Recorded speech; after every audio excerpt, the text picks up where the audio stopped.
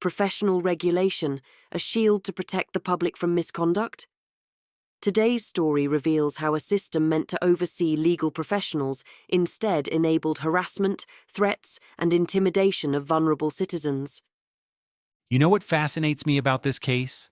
How someone could operate within the system while systematically abusing it. Let's break this down. Well, at the center is Solicitor Chukwudi Daniel Emeter, SRA registration number 473025, admitted in 2011. On paper, everything looked legitimate, but beneath that professional veneer lurked something far more troubling. So what exactly was he doing with these credentials? Here's where it gets interesting. He was sending threatening emails under multiple business names, including RCL, or Rex Charles Legal Ltd., which wasn't even authorized by the SRA. In November 2024, he wrote, and I'm quoting directly, "You are warned, and this is the last warning." That's incredibly aggressive language from a legal professional. What prompted these threats? Well, if you can believe it, these threats were directed at someone who was simply trying to represent themselves in a housing possession case.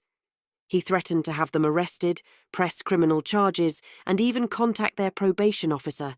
That's a shocking abuse of power. How did the regulatory body respond? Here's the most frustrating part. When this was reported to the SRA in February 2025, their initial response was simply, "We won't be investigating." They claimed they needed a judicial comment on his conduct before they'd even look into it. Let me understand this correctly.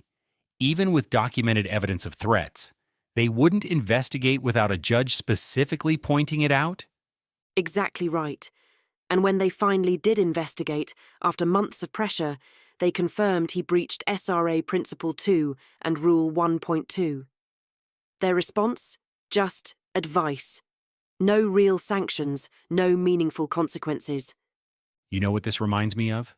The banking sector before the 2008 crisis. Regulators who were too close to those they were meant to regulate. That's an interesting parallel. And here's why it matters. This wasn't just unprofessional behavior. It potentially violated several laws. Under the Theft Act 1968, Section 21, his actions could constitute blackmail.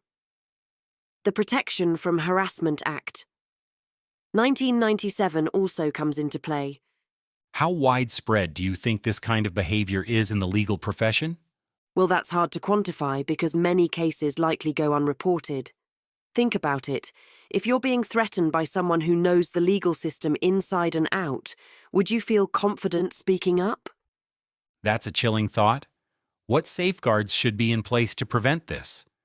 The reforms needed are actually quite clear. Lower thresholds for investigating complaints, meaningful sanctions that actually deter misconduct, and better monitoring of how solicitors present themselves to the public. You know what's particularly concerning? The impact this has on access to justice. Exactly. And here's the real irony. Solicitors are supposed to facilitate access to justice, not obstruct it. When vulnerable people face this kind of intimidation, many might simply give up rather than fight for their rights. Looking ahead, what changes would make the biggest difference? 3 key reforms are essential. First, removing the requirement for judicial comment before investigation. Second, implementing a transparent disciplinary process with real consequences.